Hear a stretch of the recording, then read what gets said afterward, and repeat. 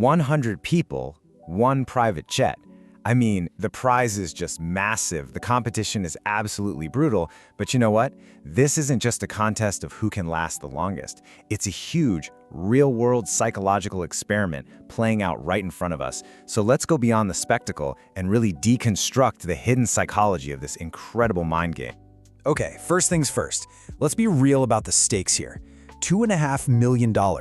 That's not just a prize, it's a psychological anchor. For these contestants, it represents a totally new life, dreams coming true, maybe even wealth for their family for generations. That number, right there, creates this almost unbearable pressure from the very first second. And that pressure, it's the foundation for every single decision and every breakdown that we're about to see.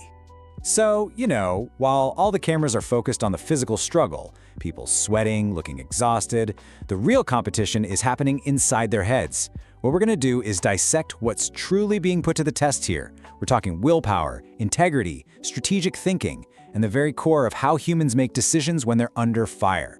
To really get the psychology, we first have to understand the architecture of the whole experiment. This isn't just one long, painful challenge. No, it's a meticulously designed gauntlet, and each hurdle is specifically engineered to test a different human vulnerability.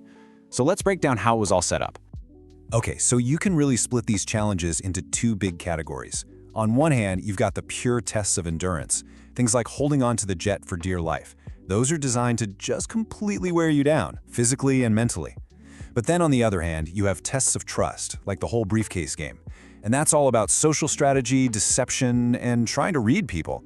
Each type of challenge targets a completely different part of what makes us human. All right, so now we move away from the external rules of the game and into the internal battle that's just raging inside every single contestant. This is the point where that physical exhaustion starts to seep in and, well, poison the mind, leading to some really profound psychological consequences. This quote from Samuel just says it all, doesn't it? For him, this isn't just a game. It is an absolute all-in commitment. He's not just willing to feel some pain, he's literally willing to push his body until it completely fails. It's just such a raw, powerful statement that shows you exactly how connected the mind and body are under extreme stress. And yeah, he wasn't exaggerating. This is the moment until I pass out becomes terrifyingly real. Samuel's body just shuts down. It's such a stark visual of the physical price you pay in this mental game. It shows the severe, involuntary consequences of trying to ignore your body's absolute limits. So what we're actually watching here is a textbook demonstration of this fascinating psychological idea called ego depletion. Think of it this way: your willpower is like a muscle. The more you use it to fight off temptation, to push through pain, to stay focused, the more tired it gets. And eventually, just like a muscle, it can give out completely. So this isn't just about being physically tired, it's about running out of that finite resource of self-control. And if you want to see what ego depletion looks like in the real world, this is it. This is the perfect example. After more than 22 hours, Bobby's mental battery is so drained that he literally loses track of his own body. He lifts his hand, which gets him eliminated, but his brain is just too fried to even process what he did. It's this incredible moment of involuntary self-sabotage brought on by nothing more than pure fatigue. You see, it's not just one thing they're fighting. It's a perfect storm of mental obstacles. Their ability to make good choices just erodes over time. That's decision fatigue.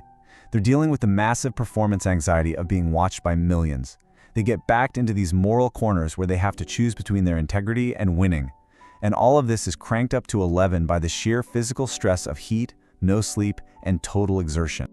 Okay, so we've seen the what and the how of the struggle. Now let's get into the why. What are the hidden psychological rules that are secretly pulling the strings on these contestants' choices? This, my friends, is where it gets really, really interesting.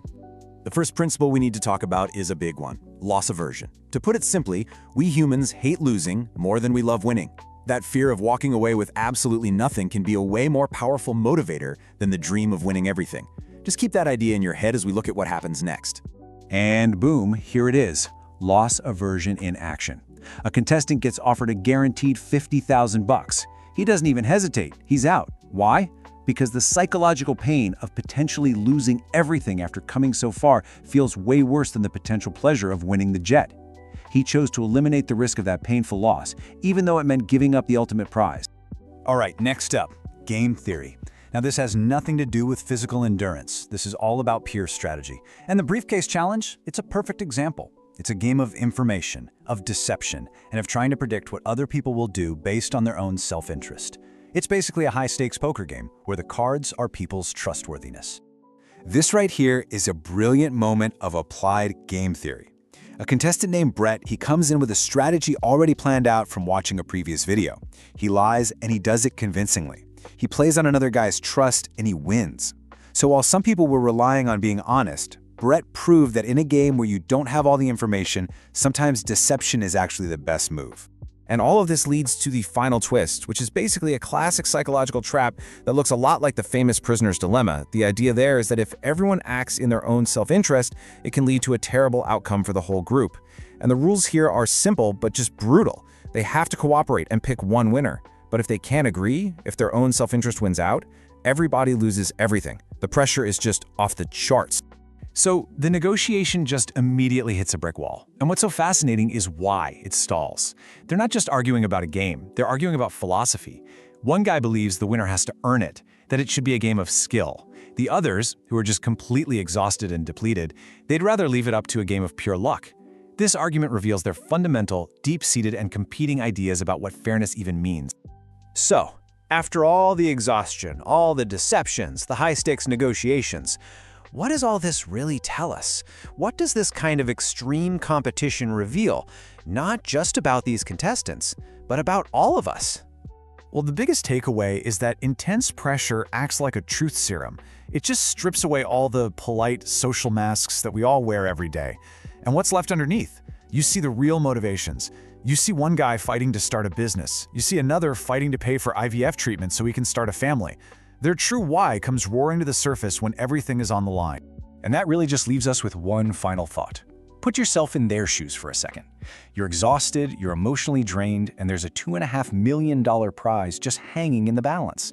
Would you have trusted a random game of luck? Would you have demanded a test of skill, or would you have refused to budge, risking it all for everyone? It's worth thinking about. What your choice says about you.